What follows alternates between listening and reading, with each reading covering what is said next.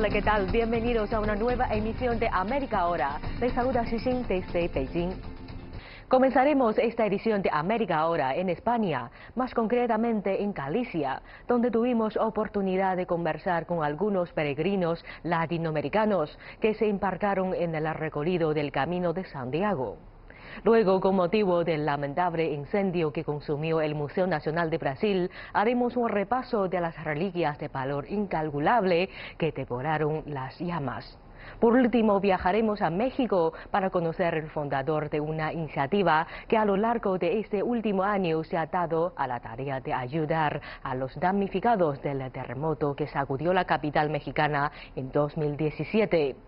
Quédense con nosotros. Comienza América Ahora. El largo camino de la fe.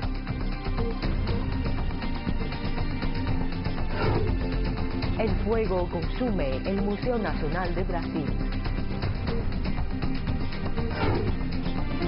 Viviendas ecológicas y resistentes a terremotos. Es un camino espiritual para algunos, un recorrido turístico para otros y un camino lleno de aventuras para la mayoría. Cada año cientos de miles de personas recorren el Camino de Santiago en España. CGTN viajó a Galicia para hacer el recorrido e encontró a algunos peregrinos latinoamericanos en el trayecto. Cualquiera que hace el Camino de Santiago aprende a luchar en tres frentes. Tu cuerpo lo preparaste, pero si tu mente no está preparada para decirle a tu cuerpo, cuando tu cuerpo ya está cansado, es hora de levantarte. Y tu mente provoca que tu cuerpo empiece a reaccionar y empiece a trabajar y listo. Cuerpo y mente, estos son dos de los frentes. Carlos Pérez, un gerente de recursos humanos retirado, originario de la Ciudad de México, está aquí por tercera vez. Lo que sí es un hecho es que, bueno, casi cuando vas a llegar al final, tu mente ya también ya se cansó de estarle diciendo al cuerpo, y entra algo bien importante. El café. Entra el espíritu, el corazón. Las razones por las que la gente hace este recorrido son igual de diversas que la propia ruta. Los corredores de fondo entrenan en ella. Los turistas y aficionados de la historia visitan algunas secciones, quizás solo durante una semana o 10 días. Pero para Carlos, al igual que para otros muchos latinoamericanos, es una larga caminata de gratitud. Porque hay quien viene y viene para que le solucionen a la familia, ¿no? No, yo vengo a agradecer lo que tengo, como lo tengo y lo que soy, ¿no? El camino aragonés es mucho de soledad, porque es mucho menos gente y entonces tus tramos son larguísimos en solitario. Zarzamoras. Cada etapa está ofrecida por algo o alguien en especial. Entonces yo comencé por los enfermos. ¿De tu familia? De mi familia, los muy cercanos. ¿Hay alguien enfermo? No de esos enfermos que están en el hospital, de esos enfermos que padecen esas enfermedades silenciosas, pero que no se te van a quitar, ¿no? Con el esfuerzo que yo hago, puedo llegar y decir, lucha, no abandones tu camino, no tires los palos, no botes la mochila, hay que luchar. Ya te platicaré las diferentes sentimientos que te surgen en el camino. Yo le encuentro sentido hasta las piedras, ¿eh? ¿Cómo? Pero estás acostumbrado a caminar plano y ahora vas a caminar sobre piedras, entonces andas esquivando y andas buscando las partes más planas. Cuando entiendes y empiezas a sentir lo que las piedras te provocan, dices, qué benditas piedras, y empiezas a pisar las piedras. Rocas bajo los pies, zarzamoras a lo largo de la ruta. Carlos es un católico practicante con la mirada hacia el cielo, pero sus pies están firmemente plantados sobre la tierra. La idea espiritual tiene sentido, pero también tiene algo mucho más, es aquello que tú creas y que tú llega el momento en que dices, te lo voy a agradecer. Carlos está haciendo el recorrido solo. Ahora cruza los campos de cultivo del norte de España. Recuerda un día en el que se encontró a una peregrina japonesa enferma. Le llamó un taxi para que la llevaran al hospital y cuando estaba a punto de continuar su camino, decidió detenerse. Le dije, ¿sabes qué?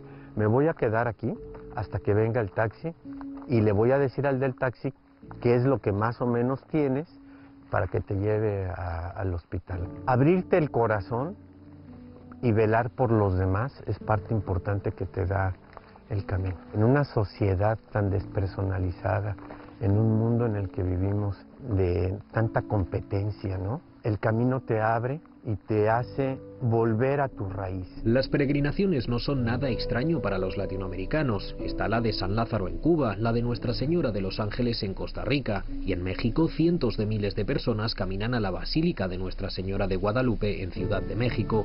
Esto fue lo que inspiró a Carlos a ir a Santiago. Cuando llego a la glorieta y empiezo a ver que el ofrecimiento crece y ya no es la charolita con el café, ahora son como 50 litros preparando café. Esta gente es más rica que yo. Esta gente que no tiene, ¡ta!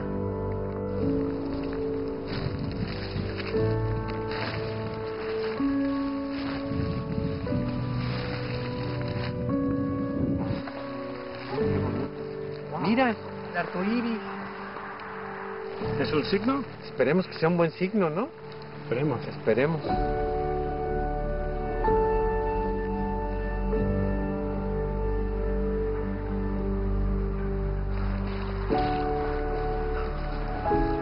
Buenos días. Buenos días.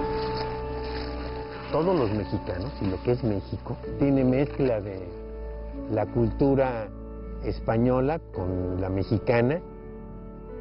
Pero un mexicano que viene a España para hacer el camino también viene a descubrir, ¿no?, una parte de su propia historia. Sí, a entender por qué somos como somos, ¿no?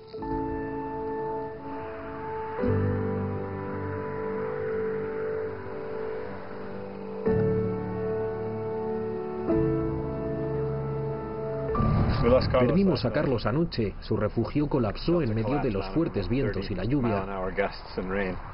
No hay duda de por qué se fue en busca de un lugar seco, y no hay duda tampoco de que lo vamos a encontrar. Después de todo, sabemos hacia dónde va, a la meta final en Santiago de Compostela. No, esta no es la Catedral de Santiago, es una capilla medieval en un pequeño pueblo a lo largo de la ruta llamado Sarria. Un grupo de 43 misioneros salesianos se prepara para los últimos 100 kilómetros de la ruta. Los 43 hombres llegaron una noche antes, encabezados por el sacerdote uruguayo Martín. Los misioneros provienen de todo el mundo y aunque por lo general honran sus hábitos y su fe, también saben cómo divertirse.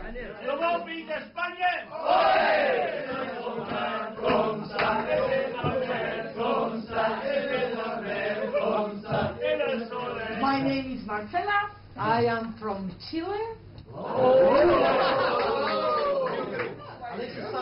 I lived many years in Uruguay and also in Argentina.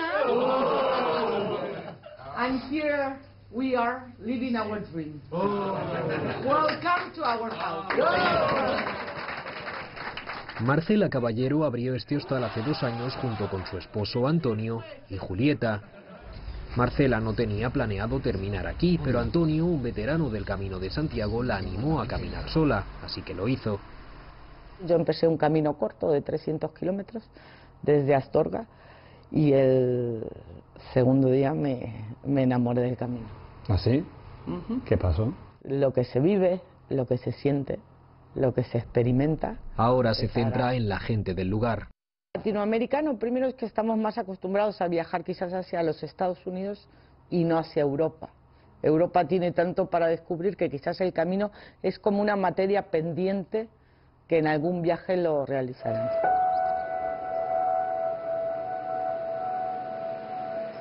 Para mí fue importante, pues fueron nuestros primeros peregrinos chilenos. Llegó madre, padre y 2 niñitos. Y venían haciendo el camino desde Saint-Jean. Esos son 700 kilómetros y con 2 niños es muy duro. Y por la mañana la gente muchas veces te busca para charlar, para compartir, para descargar emociones, ¿no? Y me cuenta de que ella venía haciendo el camino, porque su hijo mayor, el sueño era hacer el camino. Pero enfermó de cáncer y murió. Y venía haciendo el camino con las cenizas. Hay días de llanto, hay días de risa, hay días de emoción. Y días de emoción. Para los salesianos este es uno. Bueno. Los misioneros del Padre Martín trabajan en todo el mundo, África, Latinoamérica, Asia, y en ocasiones bajo condiciones difíciles, pero él cree que el lugar más difícil es este, donde comenzó la cristiandad. Cada cultura tiene, cada contexto hay sus luces y sus sombras. Europa con tanta riqueza cultural, humana, pero sin duda que es un momento en que la dimensión de la fe, la dimensión de espiritualidad a veces queda opacada, ¿no? Para los peregrinos el clima gris de Galicia puede ser poco alentador. Lluvia día tras día, niebla, agua-nieve. Es una lucha constante mantener el buen humor, pero cuando sale el sol también salen las sonrisas. Los días pasan, se establece la rutina, hasta que sin darse cuenta están en el último trecho de la ruta.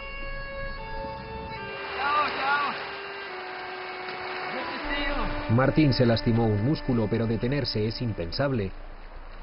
Muchos otros han pasado por aquí, a menudo dejando fotos de sus seres queridos que han partido, la gente a la que le han dedicado la travesía. 5 minutos. 5 minutos. Gracias.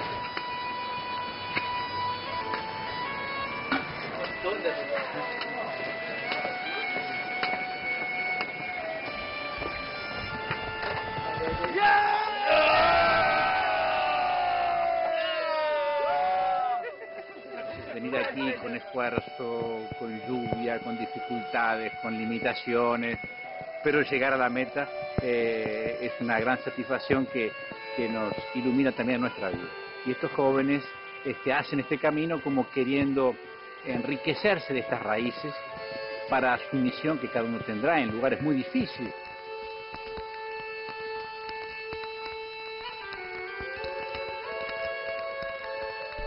Para los salesianos la ruta ha terminado, el objetivo se ha cumplido. Esto quizás sea una inspiración para Carlos Pérez. Carlos, el mexicano jubilado a quien no le fue muy bien durante la tormenta nocturna. Hemos estado conduciendo de un pueblo al otro buscándolo. Pero hemos estado buscando en los sitios equivocados, los hostales. Cuando lo encontramos finalmente, está en un bar. Ya vi la hora y dije, bueno, pues me voy a poner ya a caminar. Me empecé a dar cuenta que las botas estaban mojadas, los calcetines estaban mojados, todo lo de la maleta estaba mojado. Entonces era todo un verdadero desastre eso, ¿no? La historia de Carlos llamó la atención del propietario del bar, Ramón Urtiaga, quien tiene México en un lugar especial de su corazón porque vivió allí cuando era joven. Los latinoamericanos que vienen sí que tienen ese aspecto de interioridad, de espiritualidad, y van buscando un poco ese tipo de camino que no es el camino turístico o deportivo que pueda haber. Tras comer algo, Carlos se pone en contacto con su familia en México y retoma nuevamente su camino. Cuando tú llegues a casa en el DF, después de esta aventura espiritual, ¿crees que vas a sentirte distinto? Sí, yo creo que sí. Espero que sí. Y ya hoy soy distinto, creo. Mucho más brindándome a otros y ayudando a otros. Eso es lo que el Camino de Santiago parece significar para los latinoamericanos. No importan las creencias espirituales, aquí, ahora y siempre hay alguien para ayudar. Uno de los museos más importantes de historia y antropología del continente americano ha desaparecido. A principios de septiembre, un incendio devoró el Museo Nacional de Brasil, incluyendo la mayoría de sus 20 millones de reliquias. A sus 200 años, el Museo Nacional era la institución científica más antigua del país, pero sufrió años de negligencia financiera. En el siguiente reportaje descubriremos qué tesoros de valor incalculable ha perdido Brasil. Río de Janeiro prosperó durante los Juegos Olímpicos y Paralímpicos de 2016, cuyo coste estimado fue de 13.000 millones de dólares. Ambos eventos contaron con espectaculares demostraciones de fuegos artificiales. 2 años después, la noche del 2 de septiembre, la misma ciudad fue escenario de otro tipo de fuegos. Un infierno que se alargó durante 6 horas y que consumió algunos de los objetos más preciados del mundo. Si bien es cierto que nadie pereció durante el incendio, el fuego convirtió en cenizas el 90% de los 20 millones de piezas que componían la icónica colección del Museo Nacional de Río de Janeiro. La institución tenía un presupuesto anual de tan solo $1,5 millones. Pese a ser considerado como uno de los museos de historia natural y antropología más importantes del continente americano, fue víctima de recortes presupuestarios. Nuestro presupuesto anual para administración y mantenimiento era de $125.000. Se nos concedía en 3 plazos, pero desde 2015 solo recibíamos las 2 primeras entregas. El día después de la tragedia, centenares de manifestantes enojados, la mayoría estudiantes, se concentraron en la entrada del museo. Culparon al gobierno federal de la falta de mantenimiento. Y lo mismo hizo uno de los directores del Museo Nacional, una de las instituciones científicas más antiguas de Brasil.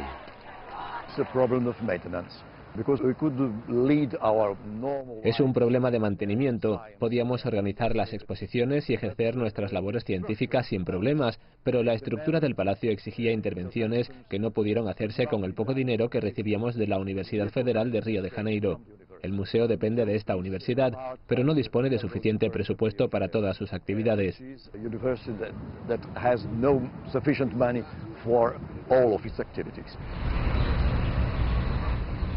El edificio que albergaba el Museo Nacional era, en efecto, un palacio.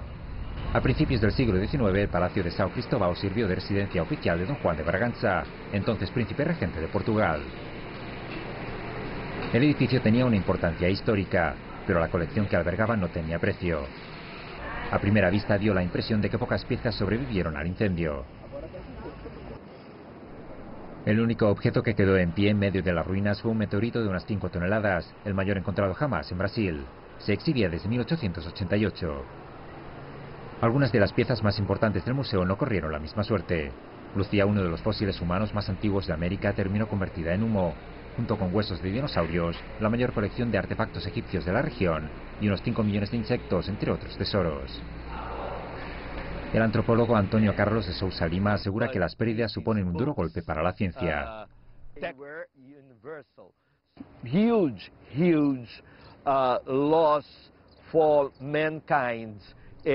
Es una pérdida muy grande para la humanidad. Los registros de biodiversidad, de la diversidad social, todas las colecciones etnológicas, todos los documentos relacionados con la historia de la ciencia de una institución que tenía 200 años, la biblioteca entera, la biblioteca más especializada sobre antropología en Brasil y América Latina.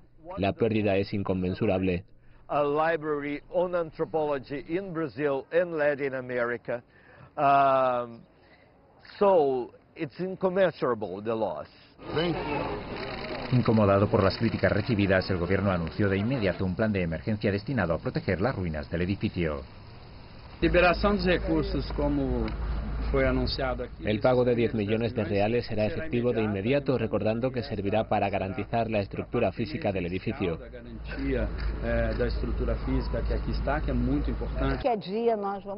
Mónica Seseo, directora del Museo Nacional de Bellas Artes de Brasil, asegura que el dinero no es lo único que necesitan los museos para sobrevivir. El dinero no es lo único que protege a una institución. Técnicos, administradores, limpiadores, personal de seguridad. Todo el mundo es responsable de la preservación de estas instituciones. En un acto de solidaridad con el Museo Nacional de Bellas Artes colgó un estandarte negro y su personal organizó una protesta en silencio con las manos tomadas. Los críticos aseguran que la mayoría de museos brasileños financiados con dinero público padecen la misma falta de mantenimiento. Pero existen excepciones. El futurístico Museo del Mañana se inauguró en 2015 como parte de un proyecto de renovación pensando en los Juegos Olímpicos de Río de Janeiro. Costó más de 50 millones de dólares, pero para muchos se trató simplemente de un gesto político.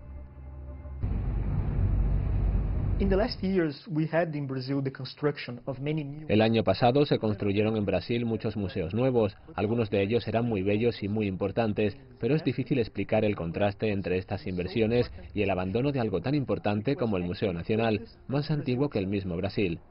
La razón de todo ello es que cuando un político construye un nuevo museo, puede ir allí y hacer colgar una placa con su nombre. Eso es buena publicidad. En cambio, dar dinero a un museo que ya existe no es algo que llame especialmente la atención. Ese es el problema.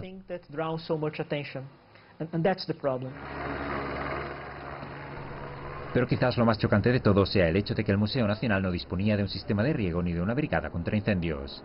Según los responsables del museo, ni el edificio ni sus activos estaban asegurados.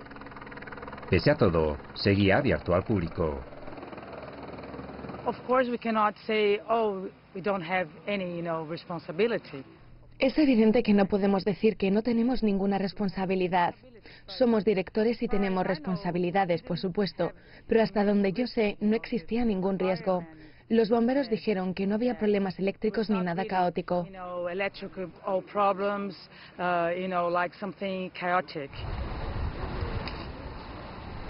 Irónicamente, el museo se había asegurado el pago de $5 millones para cubrir las más que necesarias labores de renovación, incluyendo una actualización del sistema de prevención de incendios. El dinero, sin embargo, no llegó a tiempo.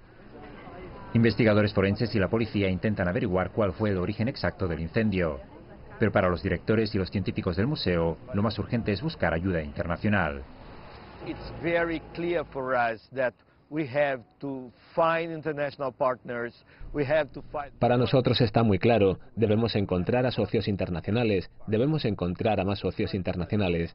Tenemos a muchos socios extranjeros, pero Brasil vendió la imagen de ser un país muy rico. Es un país rico en algunas cuestiones, pero la desigualdad y la falta de políticas orientadas a la cultura, la educación, la seguridad social y la salud nos superan. Social security and health is overcoming us. El incendio de Río de Janeiro ofrece algunas lecciones. Los expertos aseguran que es necesario entender que colecciones de valor incalculable corren riesgos, tanto en Brasil como en el resto del mundo. Si no se protegen, la siguiente tragedia es tan solo cuestión de tiempo. Durante años, México ha estado lidiando con un enorme déficit de viviendas. Millones de personas viven hacinadas en hogares poco seguros y con el terremoto de 2017, las cosas empeoraron el problema. Nuestro personaje de esta semana pasó el último año aplicando décadas de experiencia en construcción para ayudar a aquellos que no han recibido subsidios de reconstrucción. Conozcamos al fundador de Échale a tu casa, Francesco Piazzesi.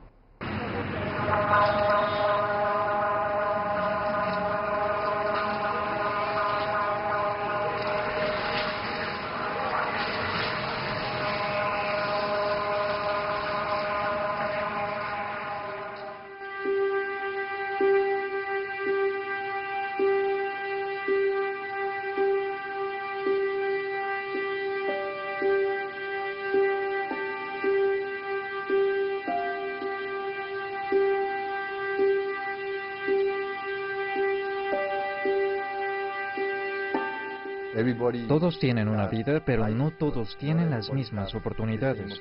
Esa es la motivación, dar todo lo que puedo para que otras personas tengan la oportunidad de tener una mejor vida.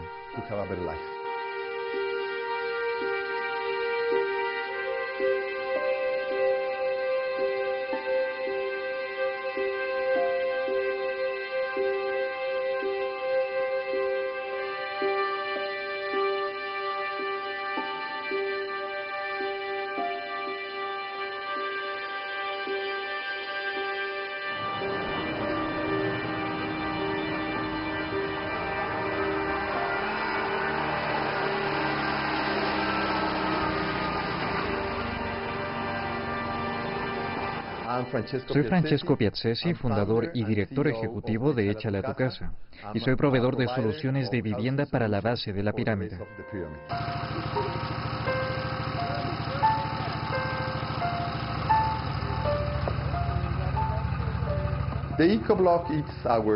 El ecobloque es nuestro material principal y nuestra principal inspiración. Es un bloque de tierra comprimida estabilizada y es utilizado en la construcción.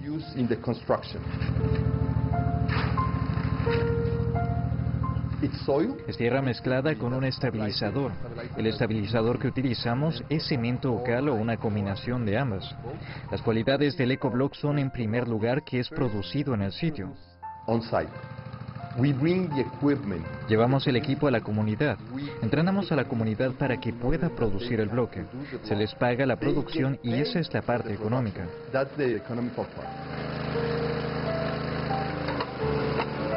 La parte ecológica es que es tierra, es natural y es 100% ecológico. Y la parte social es que la gente de la comunidad trabaja con su inclusión social. Comenzamos con la inclusión social.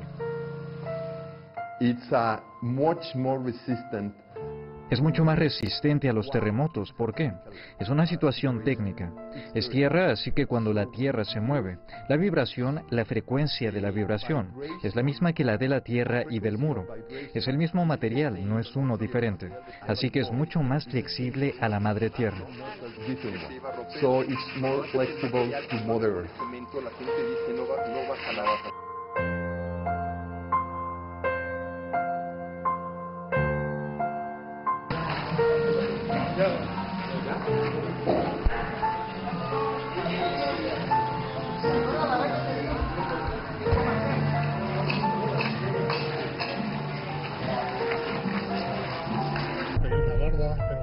The official figures of the earthquake of September 2017. Las cifras oficiales del terremoto del 19 de septiembre de 2017 indicaron que 200.000 viviendas sufrieron daños y 60.000 colapsaron. Pero la realidad es que cuando fuimos al campo fue diferente y los cálculos son de aproximadamente 300.000 hogares dañados y más de 100.000 viviendas colapsadas. Were damaged and more than 100,000 homes were collapsed. ¿Está bien? Sí, Ay, señor. Esto significa que cerca de 500.000 de personas se quedaron sin hogar de la noche a la mañana. ¿No se le cayó nada encima? No, rápido. Por supuesto, pero ya pues aquí está más resistente de concreto. En esta casa, cuando haga calor, que aquí hace calor, la casa va a estar fresca adentro. Pero ven, te enseño cómo va a ser tu casa. The community is the way of working. La comunidad es la manera de trabajar. Es el giro de todo este programa. Si no tuviéramos a la comunidad, seríamos una empresa de construcción. Y no queremos serlo, no lo somos. Somos una empresa social. Lo mejor que puede sucederle a cualquiera que inicia la construcción de una casa es terminar en el menor tiempo posible. Y eso es lo que hacemos. Invertimos en el programa, hacemos la casa de manera inmediata y ellos continúan pagando. Si ellos pagan la casa, podemos continuar construyendo casas. Es así como funciona, de modo que es un ahorro, un subsidio y un microcrédito. That's how it works. So it's saving, subsidy and microcredit. Te apoyabas a la segunda, no tenía sentido. El chiste era apoyar a la mayor cantidad de gente. Sí, por eso ya no, y yo también ya no quise hacer el intento. No, pero me voy a buscar a Cuernavaca. Pues no, dije no. Todo esto es parte de mi casa, todo esto. Pero la parte de la casa que se derrumba para la barranca. Pero la grieta quedó derecho a ese cuarto que derrumbó y se colapsó y todo se vino a la... Tenemos muchas láminas que son en pedacitos, pedacería de todo, de trastes, de muebles, de todo.